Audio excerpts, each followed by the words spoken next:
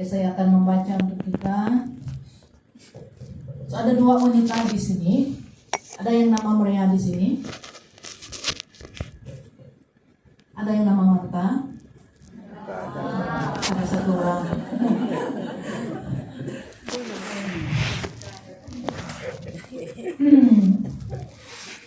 Oke, saya harap untuk baca dulu. Satu kita akan mendapat kita akan mendapat pelajaran melalui firman Tuhan ini. Oke, saya baca dalam Lukas 10 ayat 38 hingga 42 yang berbunyi, tajuk dia Maria dan Marta. Oke, Maria dan Marta. Ketika Yesus dan murid-muridnya dalam perjalanan, tibalah ia di sebuah kampung.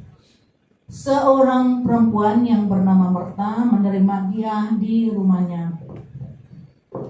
Perempuan itu mempunyai seorang saudara yang bernama Maria.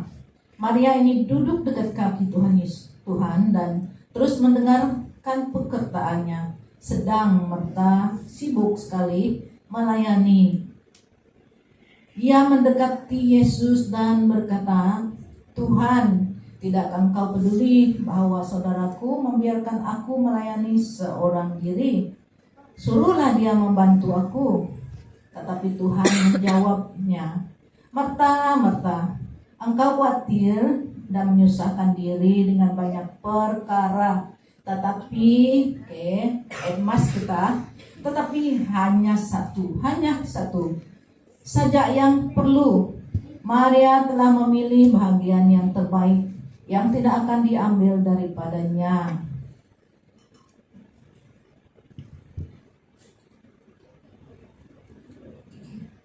Kalau ikut pemikiran manusia kita, Marta melakukan yang betul dari Maria, kan? Betul kan? Kalau seorang yang penting datang ke rumah kita, tentunya kita mau menjamu dia, kan? Apalagi Tuhan Yesus. Kalau ikut pemikiran manusia, Marta melakukan yang betul. Tuhan Yesus tetamu yang penting. Tentu sekali kita ingin memberikan yang terbaik untuk tetamu kita. Tetapi Tuhan Yesus menegur Marta dan memuji Maria yang duduk mendengar Tuhan Yesus berbicara. Tapi kepada Tuhan sebaliknya pula, kan? So, apakah kesalahan Marta? Oke, Marta salah prioritas. Oke, Marta salah prioritas dia salah, priority dia salah. Masa ini. Ya, boleh saja menjamu Tuhan Yesus, tetapi selepas Tuhan Yesus habis berbicara. Apakah kaitan cerita ini dengan kita? Tuhan ingin supaya kita punya waktu bersamanya. Oke, sekali lagi Tuhan ingin supaya kita punya waktu bersamanya dalam doa dan firman-Nya. Hadirat Tuhan itu lebih penting dari yang lain. Hubungan dengan Tuhan itu sangat penting dari yang lain. Firman Tuhan memberi kita berkat, memberi kita kuasa, memberi kita jawaban, memberi kita kekuatan, damai, hikmat, kasih, kebaikan, dan perintah Tuhan ada di dalam firman Tuhan untuk memberi kita hikmat. So, saya percaya kita tetap punya waktu untuk hal-hal yang lain tanpa mengabaikan hubungan kita dengan Tuhan. Ya, sebab di sini jelas buat Tuhan menegur Marta yang sibuk dengan melayani itu bukan melayani di sini adalah membuat persiapan untuk tetamu, membuat kue, membuat minuman begitu. Itu yang dimaksudkan melayani di sini. Oke, sebagai wanita kita banyak sekali tanggung jawab yang menuntut masa kita. Tetapi saya harap firman Tuhan hari ini menegur kita bersama dan kita dapat melihat apa yang Tuhan Yesus inginkan dari kita. Utamakanlah hubungan dengan Tuhan. Jangan memberi sisa masa untuk Tuhan. Itu tidak bagus. Jangan beri sisa masa kita untuk Tuhan. Lepas kita buat ini, buat itu, buat ini, buat itu. Sisa masa baru kita bagi. Kadang-kadang tidak ada langsung, kan? Kadang-kadang kita lelah. So tidak ada masa lagi kita buat untuk Tuhan. Wanita yang dipuji adalah wanita yang ada masa untuk Tuhan. Wanita hebat adalah wanita yang ada masa untuk Tuhan. Oke, hari ini kita melihat wanita yang Tuhan Yesus katakan hebat, yang tidak dapat diambil bahagian daripadanya adalah wanita yang ada masa untuk Tuhan.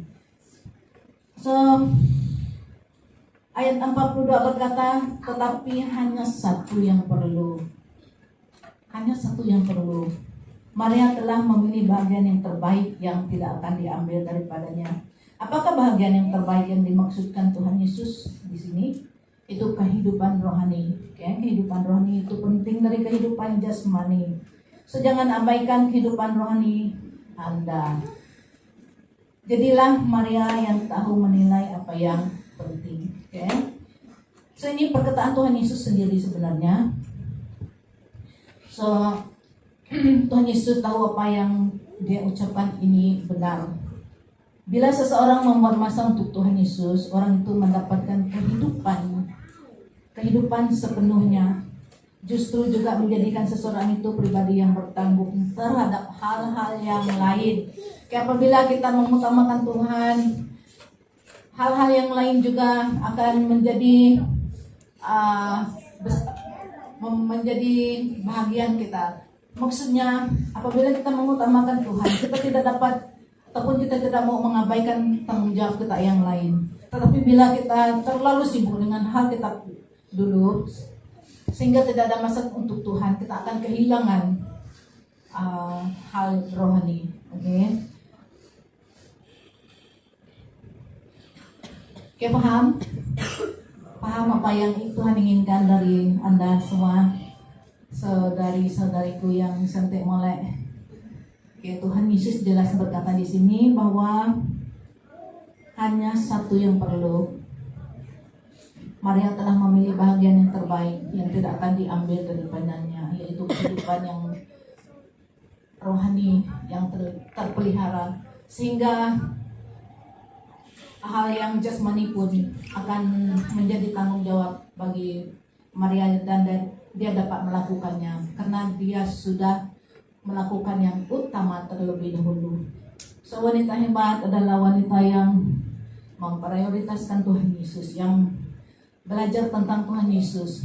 Sebab segala sesuatu tentang Tuhan Yesus itu memberkati, memberkati kita, menolong kita.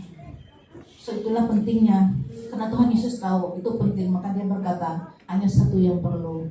Sebab apa, yang bila satu itu kita lakukan, yang lain itu akan menjadi baik. So, ada bawa pen? Ada? Pensel ada bawa? Kalau ada bawa pen, bawa pensel, kertas. Tidak ada. So, mengikut Anda kan wanita hebat kita belajar hari ini. Wanita hebat itu adalah,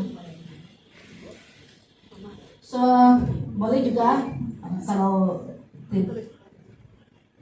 tapi saya mau kolek nanti apa yang kamu tulis itu you paraphrase khotbah hari ini dan tuliskan wanita hebat adalah seorang wanita yang mengikut firman Tuhan yang kita belajar hari ini. Dan hari Minggu kita akan terima hadiah khas dari Pastor Jesse.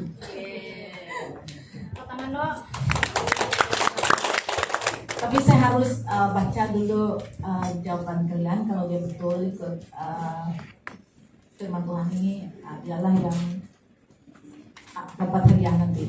Oke? So, tapi hari ini saja, kalau yang tidak ada bawa kertas, siapa suruh tidak bawa? Saya sudah tulis dalam monitor betul. Suruh bawa pen, suruh bawa kertas, kan? Oke. So, tulislah apa yang kamu dapat pada hari ini dan nanti serahkan kepada saya. So hari Minggu kita akan lihat keputusannya bersama. Oke, last but not least, oke, ini pun penting. Last but not least, as wanita yang hebat, kita ada activity kan, kita ada activity, kita ada activity. So ikutlah sebagai wanita yang hebat, ikutlah activity rohani yang ditetapkan oleh gereja kita. Oke, activity itu dibuat bukan sebagai rutin saja, ada maksud ya, supaya mendorong kita, supaya menyatukan kita di dalam iman kita. Seperti hari ini kan, activity yang kita buat ini kita dapat sesuatu kan. So itulah maksudnya activity yang kita buat, yang gereja rancangkan. Sepertinya prayer meeting kita itu senang sangat, sebab di rumah saja kan, boleh on saja itu yang biru tuh, on saja sudah dapat sambung sudah dengan pastor. Walaupun dimanapun Anda berada kan. Oke, jangan takut, pastor tidak suruh berdoa sekarang, dia saja yang berdoa sudah. Oke, buka saja telepon kita. So kalau tak mau muka nampak, tutup kamera, dengar saja pun boleh. Oke, dan ibadah wanita victory kita ada satu kali dalam 1 bulan. So ikutlah, kecuali tidak dapat dielakkan. Oke, dan juga kalian ada kelompok sel masing-masing, ikutlah kelompok sel bila ada ibadah.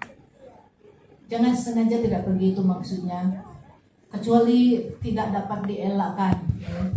So sebab seperti yang saya katakan tadi, semua aktiviti itu dibuat untuk kita bertumbuh bersama di dalam iman kita.